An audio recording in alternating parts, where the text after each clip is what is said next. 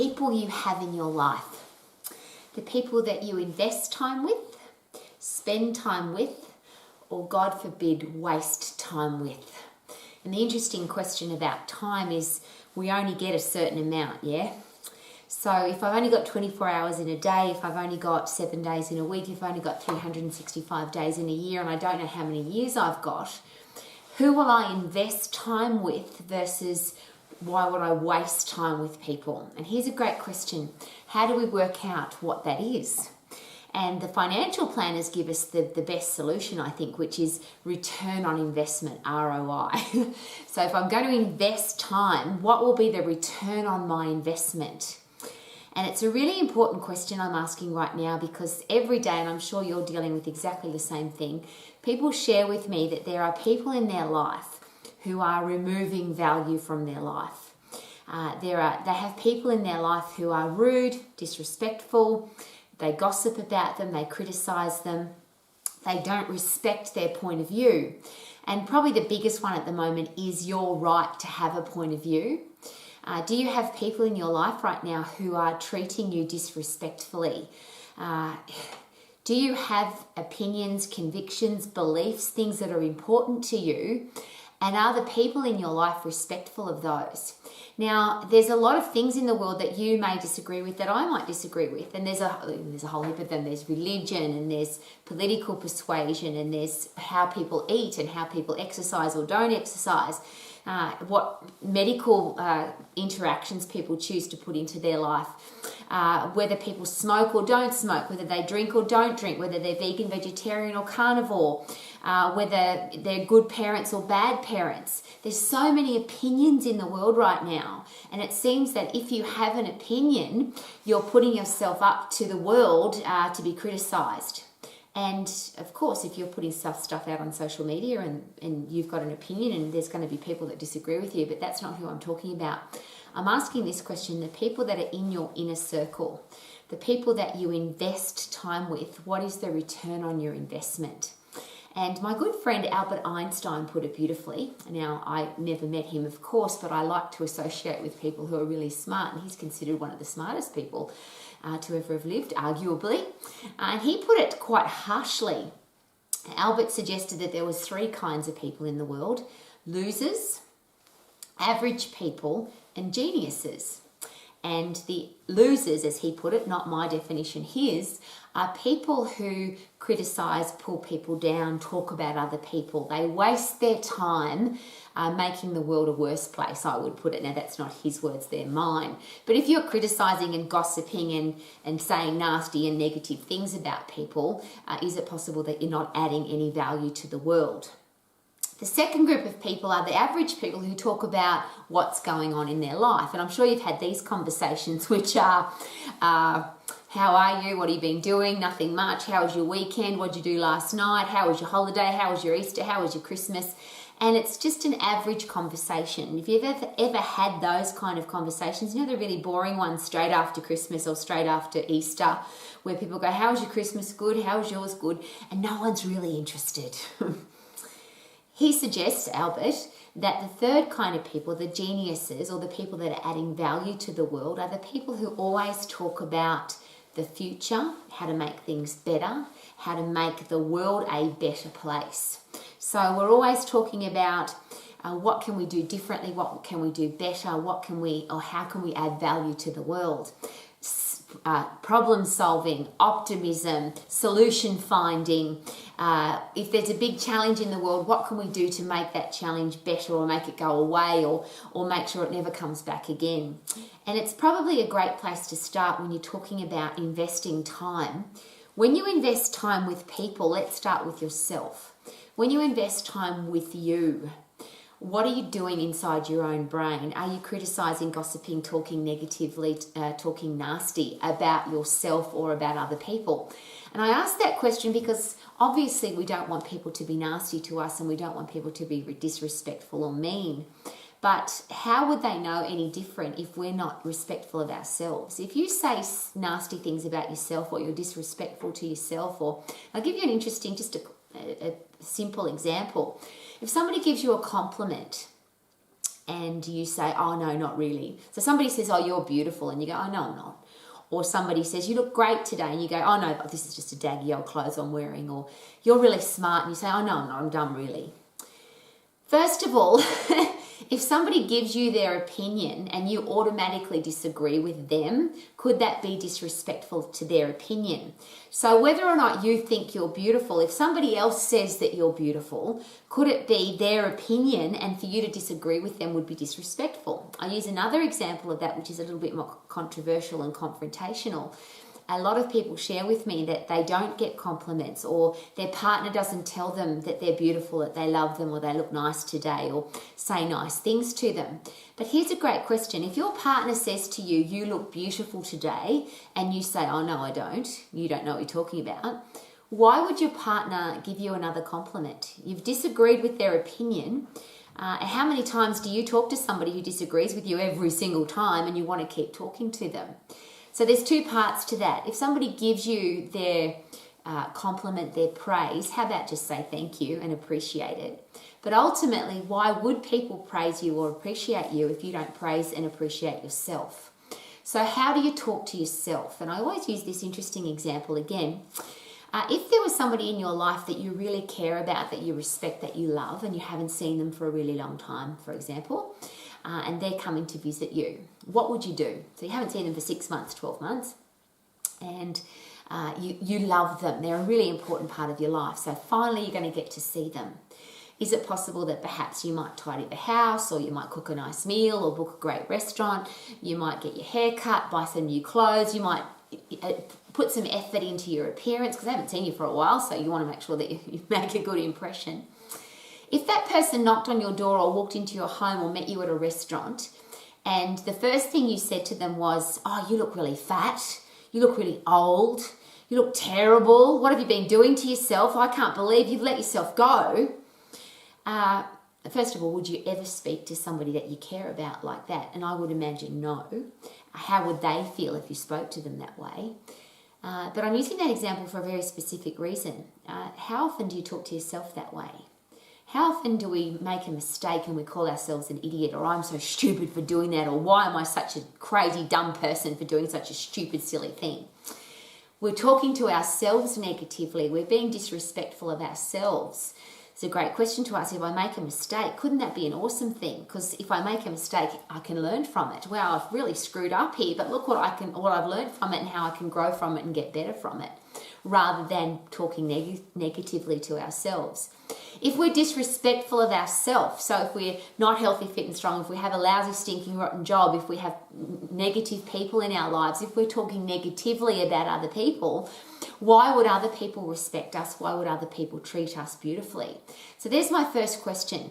If you want to have great people in your life, and I'm currently surrounded by some very important people to me. Obviously, I have a gorgeous husband who I adore, and we have 4 puppy dogs, and we've always had dogs. And for me, I love dogs because it's called unconditional love.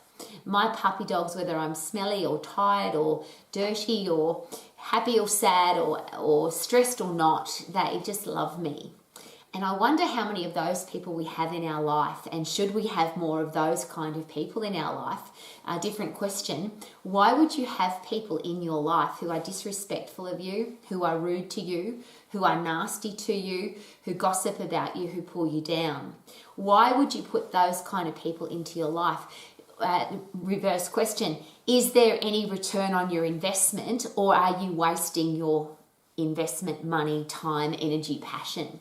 If somebody's devaluing your life, why would you have them in your life? Now, this is a very confrontational question. Is it possible that for some people, the people that remove the most value from their life, the people that are the most disrespectful, the people that are the most rude and unkind are their own family? And the reason I'm asking that question is we seem to live in a world right now where if your family or the people close to you, it could be your partner, your next door neighbour, your social group, your sporting group, even your church group now, if you have a different opinion to those people in regards to the government or political persuasion or medical intervention or what you should or shouldn't be doing in regards to eating and exercise, it seems that the people closest to us are being the nastiest. they're being the most disrespectful. The people that really love you, that genuinely care about you, would they respect you and your right to have an opinion? Would they love you regardless? And I know that's an interesting question, because I say that about my puppy dogs. They have unconditional love for me. I imagine that parents have unconditional love for their children, or perhaps vice versa. But I was asked this really interesting question, in fact, in quite a strong and almost aggressive manner. I was having a little bit of a whine about my family a very long time ago. I was 18 years of age. I was managing a health club in Sydney in Australia. And yes, I was having a little whine. And as we know, we need to have a little bit of cheese with our wine. I was complaining about the way my family was treating me. And one of my members at one of my health clubs was a head doctor, psychologist, psychiatrist. And the question was asked, Rowie, these people in your life who you think are being disrespectful to you or treating you poorly, if they weren't your family, would you still have them in your life? If it was a stranger, if it was your next door neighbour, if it was somebody in your social group and they treated you this way, would you have them in your life? And it changed my headspace, not about my family, but about me. If I accept poor behaviour, if I accept people treating me disrespectfully, if I accept people who aren't excited about my goals, if I accept people who don't hold me accountable to my dreams, even worse, what about people that try and steal your dreams? I deal with family situations every day where a teenager might say, I want to be a sports star, and the family says, don't be a sports star, you need a backup plan, you'll never be good enough to play sport.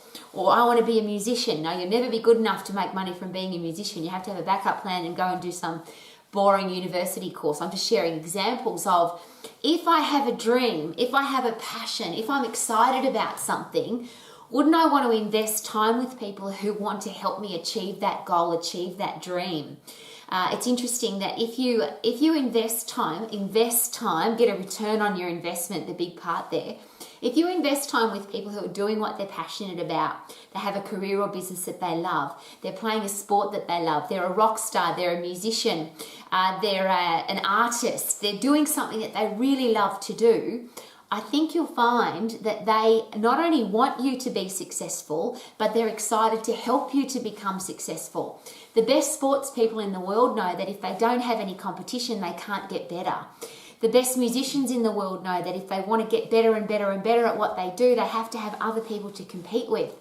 There was a time in musical history where some of the most beautiful, in my opinion, some of the most beautiful music ever produced, Lionel Richie, Rod Stewart, Tom Jones, Michael Jackson, they all talked about, because they were all producing records at the same time, they were producing music together, and they were aiming to get to the top of the charts, they all forced each other to get better. Olympic athletes will all tell you that the only reason they get faster and stronger and fitter and can jump higher and go further is because they've got competition. So it's interesting that the people in your life who want you to achieve your goals, want you to be driven by your passion, want you to have a life that you love, not an average boring life with an average boring job, with an average boring everything. And as you know, my least favourite word on the planet is average. At least if you're at worst, if you're at rock bottom, most people make a change. But if you're average, if you've just got enough money to get by, a nice enough house, a nice enough car, a nice enough life, we tend not to make changes. And if you're hanging out with, and this is the most important question, the people in your life, are they holding you accountable to get better? If you want to get faster at running, you've got to go to the sprinting club. You can't go to the walking club. And if you hang out with people that are average and they're happy to settle for somewhere between the worst and the best, if they're happy to just get by, and that's the people that you waste the most time with, is it possible that you'll end up like them? Now, please don't take my opinion on this.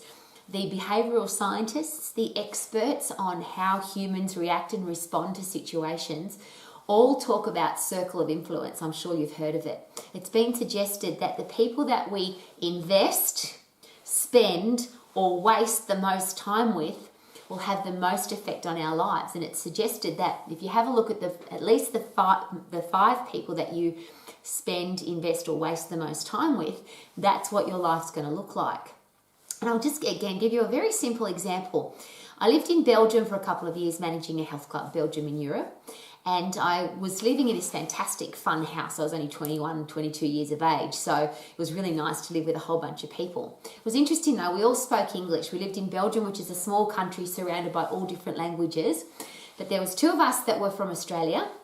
There was one from South Africa, one from America, one from New Zealand, and a couple from the UK that had the strongest, almost Cockney accents from the middle of London. And they were active talkers and they had the strongest accents. And when I came home from 2 years in Belgium back to Australia, people said to me, "Are you English?" People that I had met before I was talking to. I had come home from Belgium with an English accent, a very strong English accent, because my circle of influence, the strongest influence in my circle, changed my accent. Now that's just a simple example, but I'll give you some more powerful examples. If you hang out with people that take drugs, drink alcohol, play computer games, don't do any exercise and eat crappy food, and all the people in your life do that, is it possible that you could head that direction? Because everybody else is, "Oh, let's have pizza, okay, let's have pizza." Everybody's playing computer games, okay, let's play computer games. The reverse of that, if everybody in your life eats healthy food, exercises on a regular basis, loves to go outside and be active, and every time there's a choice between staying home and going out, the group says, at least 5 people say, "No, let's go outside, let's get fresh air, let's get sunshine, let's exercise, let's play sport, let's get some healthy outside food," is it possible that you would have a different lifestyle? Is it possible that the people that we invest, spend, or waste the most time with have a big influence on our life? And that's my big question. Who are you investing time with, spending time on, or wasting time on? And again, the controversial question. If it's your family, if it's your friends, if it's the people who are supposed to care about you and supposed to love you, and they're talking negatively to you, or they're trying to steal your dreams, or they're telling you that you're not good enough, or you're not smart enough, or you can't do it. In defense of those people, let's say it's your parents, for example. I'm sure that your parents love you, of course, and they may want to protect you. So they might say, "No, don't go and follow your dreams, because what if you fail? What if it doesn't work out? What if you don't make any money?" They don't want you to fail. But ultimately, and I just use this, I'm being very disrespectful because I'm not a parent. But if I have children, and number one, I'm living the example. So, and I always use these 4 big areas. If I'm healthy, fit and strong, if I have a career or business that I love, if I am financially free, and if I only have respectful people in my life, is it possible that my children will now know that it's possible to do all of those things? The reverse of that, if I'm weak and unfit and unhealthy, and if I have a lousy, stinking, rotten job, and if I'm broke, and if I have disrespectful people in my life, even if I'm preaching at my kids that they can have a great life, is it possible that kids can hear what we say, but they watch what we do and they follow our example? If our kids don't have any living, breathing examples of healthy, fit, strong people who have a career that they love, who are financially free and have great, respectful people in their life, is it possible that our kids won't even know that that's possible? So I ask this question: if somebody's looking into your life, will they see? And I'll rephrase: when somebody looks into my life, I would like them. I can talk. I'm very comfortable at talking, obviously. But if a teenager looks into my life or asks me this question, "Rowie, is it possible to be healthy, fit and strong? Is it possible to have a career or business that you love? Is it possible to be financially free? Is it possible to only have respectful people in your life? Beautiful, beautiful people." I don't want to say, yes, it's possible. I want them to see that I'm living that example. The reverse of that, which again is very controversial, if you have people in your life who are not respectful of your health and fitness choices, if you have people who are not respectful of your career or business choices, if you have people who tell you that you can't be financially free, it's not possible, if you have people in your life who are disrespectful of you, who treat you rudely, who aren't excited about your career path, or excited about your sporting goals, or excited about your artistic visions, or just they just don't add value to your life, why would you have them in your life? If we accept that kind of behaviour, is it possible that it's not those people's challenge, it now becomes my challenge? And that's what my psychiatrist shared with me the most harshest. Rowie, if you have people in your life who treat you badly, the first time they treat you badly, that's their fault. They're a bad person. But the second time they treat you badly, now, Rowie, that becomes your challenge because you've made it acceptable. And I took that on board. I'm very open for great advice. I have excellent street smarts, and I want to be a happy, positive person who has happy, positive people in my life. And that just made so much sense to me. If somebody's rude to me and I accept that behaviour, now it's not their challenge because they're a rude person. They've proved the first time that somebody's rude to me, or they treat me disrespectfully, or they don't respect my opinion, that's who they are. And isn't that awesome? They've revealed themselves as not a very nice person. But if I keep them in my life and I make that behaviour acceptable, then I have to accept the consequences for that. I have to accept that I now have in my life disrespectful people who don't believe or trust or give me respect for my opinion or my beliefs, and I have to live with that. I have to live with the consequences. And I will share with you again, or I'll ask the question. We only have 7 days in a week, 365 days in the year, and we don't know how many years we've got. How many of those minutes, hours, days, months, years do you want to waste with people who are aiming to pull you down, whether consciously or subconsciously?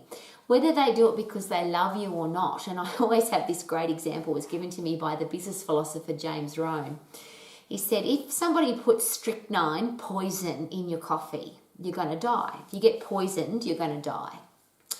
Does it matter whether it was your friend who poisoned you or an enemy who poisoned you? Even if it was by accident that your friend poisoned you, you will still die if your friend poisons your coffee. So the suggestion was, watch your coffee. And most importantly, you can get negative influences from people who you think love you. If you end up in a lousy, stinking, rotten job when you really wanted to be a sports person or an artist or a musician or a doctor or a lawyer, but somebody said you can't do it and you believed them, you end up being, at the end of your life, being very regretful. You look back at your life and go, why the hell did I allow that to happen? But ultimately, is that other person's fault, or would that be my fault? Because I get a choice of who I listen to, who I believe, who I respect. And I was asked a great question yesterday by one of my students. She said to me, Rowie, a lot of people give me advice about my lifestyle, about my business, about what I'm doing with my life. But she said, when I look at their life, I don't want their life, so I'm not going to listen to their opinion. And maybe that's great advice. And this young lady's only 21 years of age. But maybe if you're going to listen to people's advice, maybe they're living the life that you want. Maybe they're living the life that you respect. If somebody tells you that you can't be successful in business, why would you believe them if they've never had a successful business? If somebody tells you that you can't be an exercise professional because there's too many exercise professionals, that's something that's in my line every single day.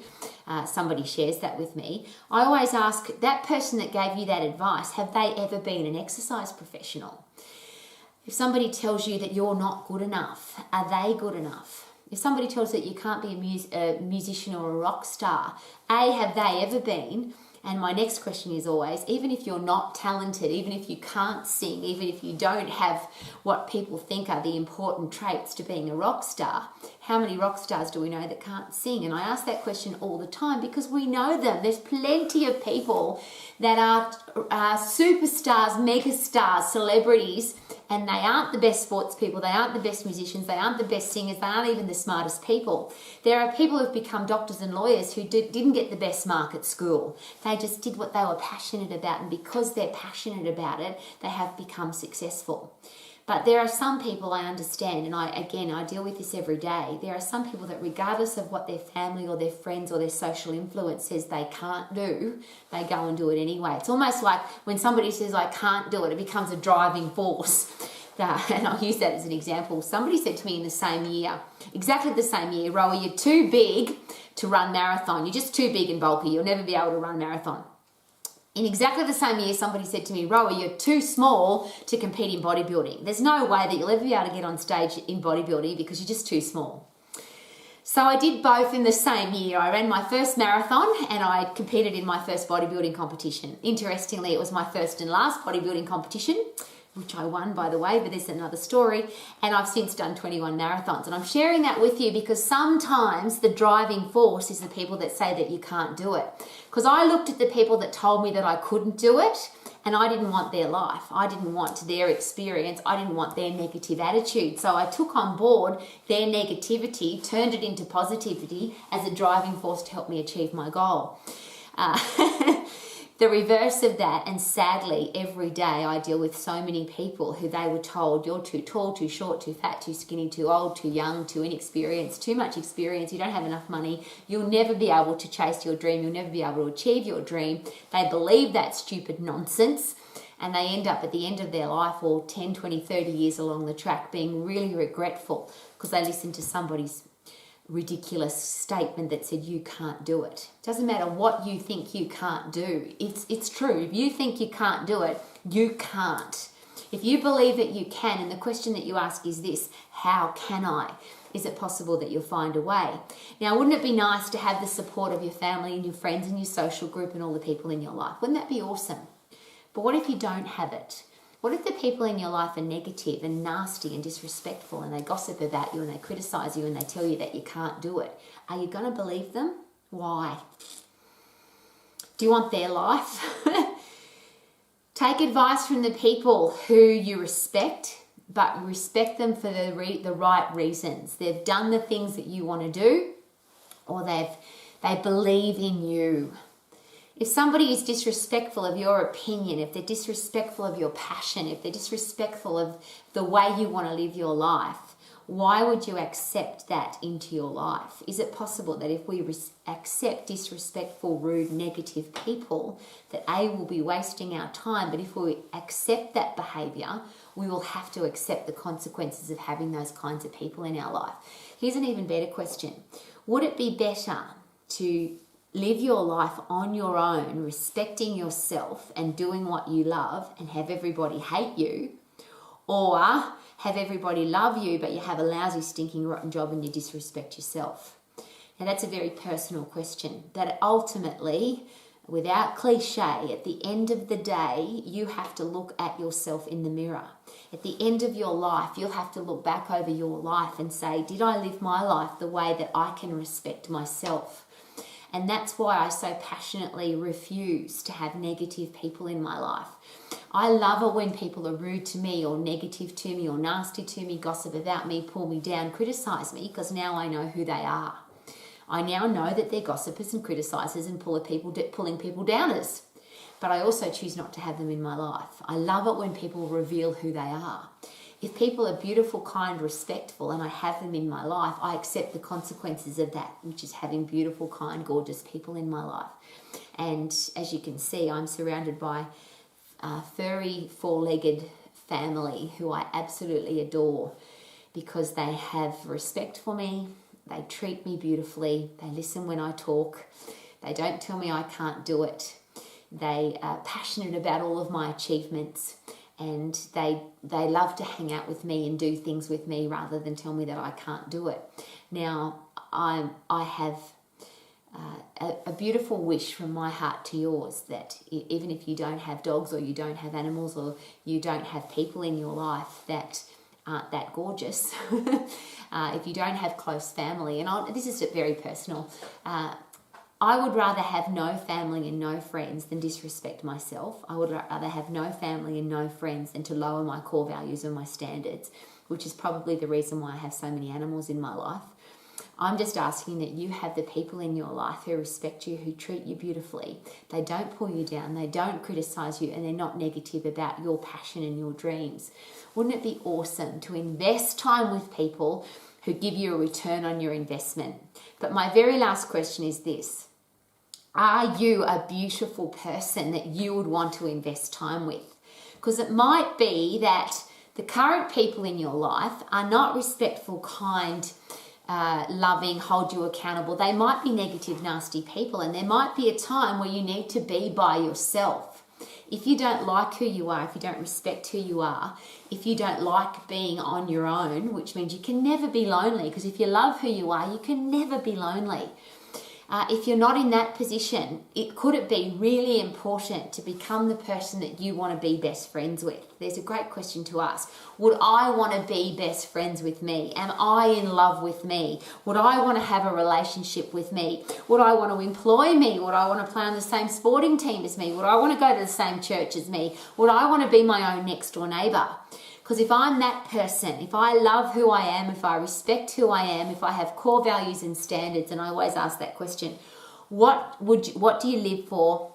What are your core values? What are your standards? What would you die for? And is it possible that even if people don't like you for what you would die for, or don't like your core values, is it possible that they would respect the fact that you live by them? Could it be possible that the most important person in the world to like and respect you is you? And if I like and respect myself, is it possible that other people will like and respect me because I'm setting the example? And if not, here's a great question: who cares? Because if you love being by yourself, then you'll never be lonely. Isn't that awesome?